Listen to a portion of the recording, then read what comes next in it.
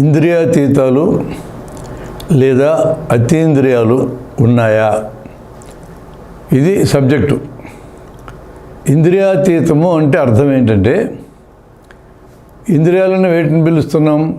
కన్ను, ముక్కు, నాలుక, చెవి, చర్మం. ఈ ఐదింటిని పంచేంద్రియాలను పిలుస్తాం లేదా జ్ఞానేంద్రియాలను పిలుస్తాం.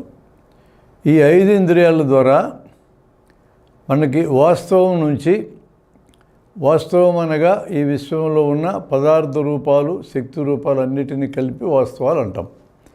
వాటి నుంచి సమాచారాన్ని మన మెదడుకు చేర్చడానికి సహాయపడే మన శరీర భాగాలు ఇవి. వీటిని ఇంద్రియాలను పిలుస్తాం. ఈ ఇంద్రియాలకు అతీతంగా వాస్తవం ఉంటుందా? ఇదొక ప్రశ్న. ఇంద్రియాలకు అతీతంగా జ్ఞానం ఉంటుందా? ఇది ఇంకో ప్రశ్న. ఇంద్రియాలకు అతీతంగా వాస్తవం అంటే అర్థమైందంటే, కంటికి, ముక్కుకి, చెవికి, నాలుగుకి, చర్మానికి అందకుండా ఈ ప్రకృతిలో లేదా ఈ విశ్వంలో ఏమన్నా ఉన్నాయా? అవి తెలియని కాలంలో ఉన్నాయని చెప్పలేం, లేవని చెప్పలేం. కానీ ఒక్కటి కానీ తెలిస్తే అట్లాంటిది ఒకటి ఉందని, అలాంటివి ఇంకెన్నున్నాయో అని అనుమానం వస్తుంది. ఎన్నున్నాయో కూడా తెలిసినంతవరకు తెలుసు అని చెప్పచ్చు, కానీ ఎన్నున్నాయో మనం కన్ఫర్మ్ చేసి చెప్పలేం. ఉదాహరణకి, ఒక శాస్త్రజ్ఞుడు తన ల్యాబ్లో పని చేసుకునేటప్పుడు సిల్వర్ నైట్రేట్ ఫిల్ములు డస్క్లో ఉంటే వాటి మీద ఒకసారి చేయి పెట్టాడు. తను ప్రయోగం చేస్తున్న ఆ ప్రయోగశాలలో ఒక యంత్రం నుంచి కొన్ని కిరణాలు బయటకు వచ్చినాయి. ఈ కిరణాలు కంటికి కనపడవు, చెవికి వినపడవు, ముక్కుకి, నాలుగుకి, చర్మానికి కూడా తెలియదు. చేతి గుండా వెళ్ళి సిల్వర్ నైట్రేట్ ఫిల్మ్ మీద ఎముకల బొమ్మ పడింది. అంటే ఆ కిరణాలు ఎముకలు గుండా పోవు, మిగతా చర్మం గుండా వెళ్తాయని అర్థం. ఆ కిరణాలు ఏంటో ఆయనకు అర్థం కాలే. అందుకని ఆ కిరణాలకు ఎక్స్ కిరణాలను పేరు పెట్టాడు. మనకు తెలియని వాడికి ఎక్స్ అని పేరు పెడుతున్నా ఆ కిరణాలు కూడా ఎక్స్ అని పేరు పెట్టాడు. అంటే ఈ కిరణాలు ఇంద్రియాలకు తెలియవు, అదొక శక్తి రూపము.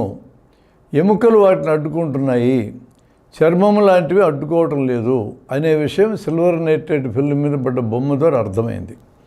అలా కొన్ని వందల సార్లు ప్రయోగించి చూసి, ఇవన్నీ ఎముకలు లాంటివి లేదా మూత్రపిండాల్లో రాళ్ళు ఉంటేనో, పిత్తాశయంలో రాళ్ళు ఉంటేనో ఇవి అడ్డుకుంటున్నాయి, మిగతా భాగాలు అడ్డుకోవటం లేదని గుర్తించిన తర్వాత వీటి గురించి ప్రకటించాడు ఆయన. రాంటిజన్, ఆయనకంటే ముందు బెకరల్, వీళ్ళిద్దరూ వీటి మీద పరిశోధన చేసినారు. వీటికి ఆ ఎక్స్ అనే పేరే స్థిరపడిపోయింది. ఎక్స్రేలని పిలుస్తున్నాం. ఇప్పటికి ఎక్స్రే మిషన్ అని, ఎక్స్రే ఫిల్మ్ అని అంటూనే ఉన్నాం. ఇది మొట్టమొదటిది ఇంద్రియాలకి అందకుండా ఉండే ఒక వాస్తవం బయటపడింది. ఒక శక్తి రూపం అంటే కిరణాల రూపం బయటపడింది. ఒక్కటి బయటపడిన తర్వాత ఇది ఒక్కటేనా ఇంకా ఏమైనా ఉన్నాయని అడిగామనుకోండి, తెలియదని చెప్పాలి. ఒకటి తెలుస్తూ ఉంటే ఇది తెలిసిందని చెప్తూ ఉంటాం. అలాగే అల్ట్రాసౌండ్, ఇది సౌండ్ కిరణాలే. ఇవి చెవికి వినపడవు. పైజో ఎలక్ట్రిక్ క్రిస్టల్ అనే ఒక క్రిస్టల్ మీదకి ఎలక్ట్రిసిటీ పడితే ఈ కిరణాలు బయటకు వస్తాయి. ఇవి సౌండ్ కిరణాలు ఎట్లా గుర్తించారంటే, సౌండ్ ఎంత వేగంతో ప్రయాణం చేస్తే ఈ కిరణాలు అంతే వేగంతో ప్రయాణం చేస్తున్నాయి కాబట్టి ఇది అల్ట్రాసౌండ్, చెవులకు వినపడిన సౌండ్ అని గుర్తుపెట్టారు. ఈ కిరణాలు అక్కడి నుంచి బయలుదేరిన శరీరం మీద పడి, శరీరంలో ఒక అవయవం ఒక మోతాదులో వాటిని రిఫ్లెక్ట్ చేస్తుంది, వెనక్కి పంపిస్తుంది.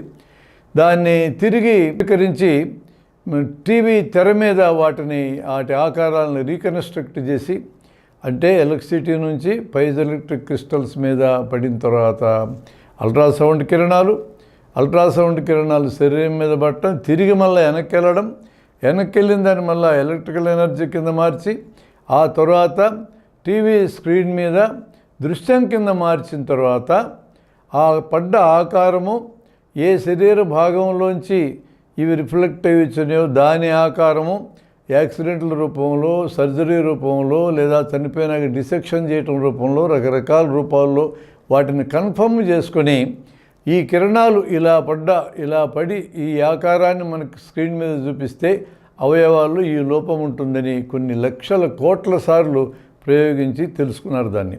ఆ విధంగా అల్ట్రాసౌండ్ కిరణాలు అనేది కూడా ఇంద్రియాలకు అతీతమైనటువంటివి. అలా బీటా కిరణాలు, ఆల్ఫా కిరణాలు, గామా కిరణాలు ఇలాంటి రకరకాల కిరణాలను ఇప్పటివరకు కనుక్కున్నారు. ఇంకా ఏమన్నా ఉన్నాయా లేదా అనే ప్రశ్న కానీ మనం సైంటిఫిక్ బాడీస్ని వేస్తే ఇప్పటివరకు ఏం తెలిసినాయో వాటి గురించి చెప్తాయి తప్ప ఆ తెలియని వాటి గురించి మాట్లాడదు. ఇప్పటికింతవరకు తెలుసు అని చెప్తుంది. కాబట్టి ఇంద్రియాలకు అతీతంగా వాస్తవాలు ఉంటాయి. ఇంద్రియాతీతాలు అంటారు వాటిని, లేదా అతీంద్రియాలు అంటారు. అతీంద్రియము, ఇంద్రియాతీతం అనే పదం మనం వాడామంటే ఇంద్రియాలకు అతీతంగా ఉన్న వాస్తవము, అది పదార్థ రూపమైన కావచ్చు, శక్తి రూపమైన కావచ్చు అని అర్థం వస్తుంది.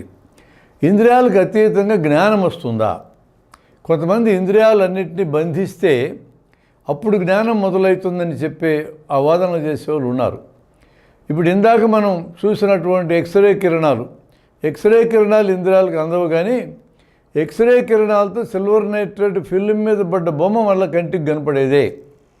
అల్ట్రాసౌండ్ కిరణాలు చెవికి వినపడవు, కానీ అల్ట్రాసౌండ్ కిరణాల ద్వారా రిఫ్లెక్ట్ అయ్యి తిరిగి వచ్చిన ఇమేజ్ అంటే ఆ బొమ్మ టీవీ స్క్రీన్ మీద మళ్ళీ కంటికి కనపడేదే. ఇంద్రియాలకు అతీతమైన వాటిని, అలాంటి వాస్తవాలని అవి ఉన్నాయని మనకు ఎట్లా తెలుస్తుంది అంటే ఇంద్రియాలకు అందేటట్లుగా మార్చుకొని చూస్తేనే తెలుస్తుంది, లేకపోతే తెలియవై. కాబట్టి ఇంద్రియాలకు అతీతంగా ఉన్న వాస్తవాలైనా సరే ఇంద్రియాలకు అందంలోకి మారి మాత్రమే మనకు అందుతాయంటే ఈ 5 ఇంద్రియాల ద్వారా వచ్చే సమాచారమే మనకు వచ్చేది. ఈ 5 ఇంద్రియాలని బంధిస్తే ఇంకొచ్చేది అంటే ఏముండదు. ఇంద్రియాలకు అతీతంగా జ్ఞానం కలిగే అవకాశమే లేదు. ఇంద్రియాలకు అతీతంగా వాస్తవాలు మాత్రమే ఉంటాయి.